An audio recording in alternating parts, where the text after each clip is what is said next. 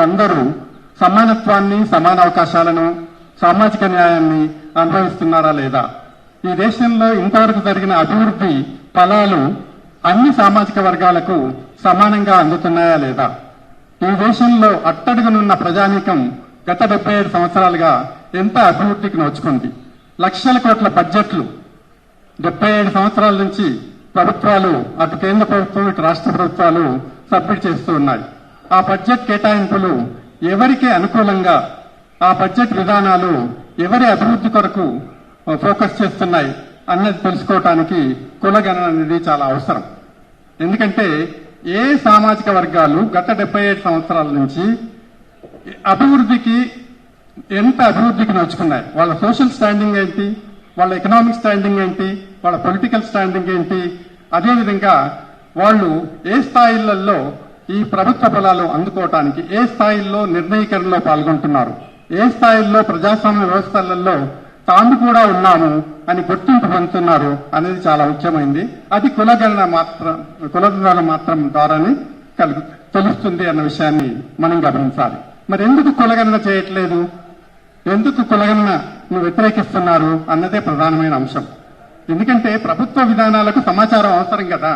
సమాచారం లేకుండానే విధానాలు ఎలా రూపొందిస్తున్నారు? మోడీ గవర్నమెంట్ 100కు పైగా వెల్ఫేర్ స్కీమ్స్, ఇంకా 150 స్కీమ్స్ అని చెప్తారు, వాళ్ళు తెలియదు. వాళ్ళు ఏ ప్రాతిపదికన, ఏ డేటా ప్రాతిపదికైనా అన్ని స్కీములు వాళ్ళు ఎవాల్వ్ చేస్తారనేది చాలా ప్రధానమైన అంశం. ఎట్లా చేయగలిగారు? డేటా లేకుండానే స్కీములు. ఉదాహరణకు make in India program. Make in India program లో డేటా, ఇక్కడ ఈ భారతదేశంలో కుల వృత్తులు ఉన్నాయి. కుల వృత్తులు మొదటి నుంచి ఇండియా ఏంటో ప్రొడక్ట్స్ ను ప్రపంచానికి తెలియజేశారు. మరి వాళ్ళు అందులో లేరే? వాళ్ళు లేకుండా మేక్ ఇన్ ఇండియా ఎట్లా అవుతుంది? కాబట్టి కేంద్ర ప్రభుత్వం తీసుకున్న ప్రతి నిర్ణయం వెనుక డేటా లేకుండానే తీసుకోవటం అనేది ఇది దుర్మార్గమైన అంశం. This is a feudal thing. కాబట్టి దాన్ని మేము ఖండిస్తున్నాం. ఉదాహరణకు మాత్రమే చెప్పాం. అదేవిధంగా దేశంలో ఏర్పాటు చేసిన అన్ని కమిషన్స్ కూడా కులగణన చేయాలని చెప్పాయి. బీసీ కమిషన్స్ కావచ్చు, ఎస్సీ కమిషన్స్ కావచ్చు, ఎస్టీ కమిషన్స్ కావచ్చు, అటు కేంద్రంలో ఇటు రాష్ట్రంలో అన్ని కూడా కులగణన చెప్పాయి. కానీ ప్రభుత్వాలు చేయట్లేదు. కులగణన లేకుండానే బీసీ కులాలను ఐడెంటిఫై చేయడం జరుగుతుంది. 1931 సెన్సస్, మండల్ కమిషన్ 1931 సెన్సస్ పైన ఆధారపడిందన్న విషయం మనకు అందరికీ తెలుసు. ఇప్పుడు అదేవిధంగా అన్ని కమిషన్లు ఆ డేటా పైన, అవుట్డేటెడ్ డేటా పైన ఆధారపడి చేస్తుంది. వాస్తవానికి నిజం చెప్పాలంటే 1931 సెన్సస్ ఒక గేమ్ చేంజర్. ఈ దేశంలో ఒక మార్పును, ప్రక్రియను ప్రారంభించింది. ఈ దేశంలో బ్రిటిష్ గవర్నమెంట్ ఏదైనా వెల్ఫేర్ పాలసీ సవాల్ చేస్తుందంటే ఎడ్యుకేషన్ కావచ్చు, హెల్త్ కావచ్చు, వేజ్ పాలసీ కావచ్చు, లేబర్ పాలసీ కావచ్చు, అది కేవలం కులగణన ఆధారంగానే చేశారు. రిజర్వేషన్స్ కావచ్చు, కేవలం కులగణన ఆధారంగా చేశారు. అటువంటి దాన్ని స్వాతంత్రం వచ్చిన తర్వాత జరపలేదు.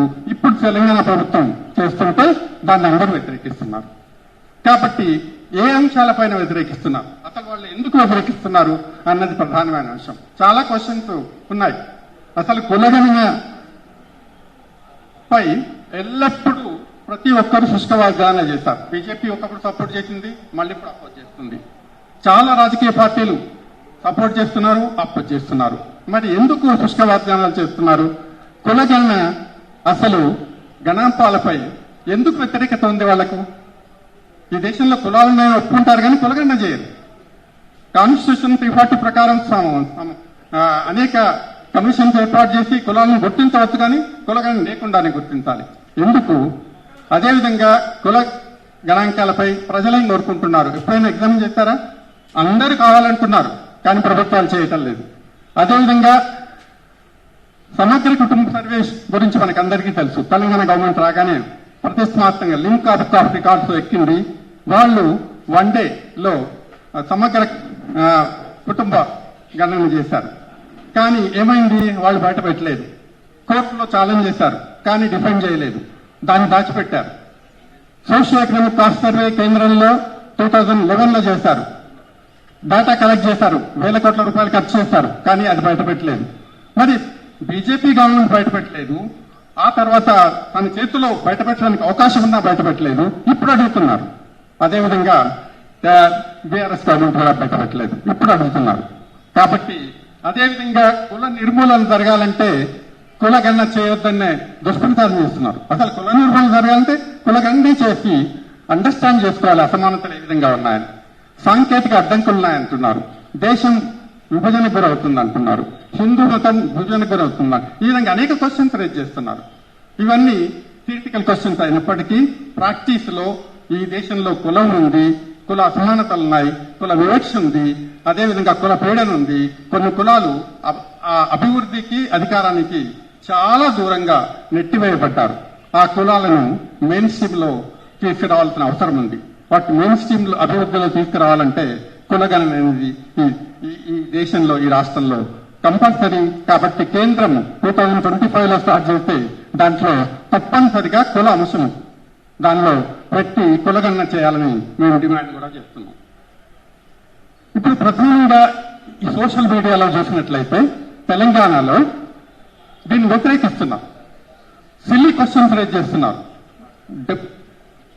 ప్రధానంగా రాజకీయ పార్టీలే చేస్తున్నాయి. ఒకప్పుడు కులగణనను ఆమోదించిన పార్టీలు ఇప్పుడు కులగణన జరుగుతూ ఉంటే దాన్ని వ్యతిరేకిస్తున్నారు. ఎన్ని క్వశ్చన్స్ ఉంటాయా? 75 క్వశ్చన్స్ ఉంటే బీఆర్ఎస్ గవర్నమెంట్ అధికారంలో ఉన్నప్పుడు 90 క్వశ్చన్స్ ఉన్నాయి, అక్కడ ఇంకా పైన ఉన్నాయి. మరి ఇప్పుడు 77 క్వశ్చన్లే అయిపోయిందా? ప్రాపర్టీ ఎందుకు, ప్రాపర్టీ విషయాలు ఎందుకు, టెలిఫోన్ ఎందుకు, మొబైల్ ఎందుకు? ఈ విధంగా యాక్చువల్ గా ఒక విషయం మీ దృష్టికి తీసుకురాగలుగుతున్నాం.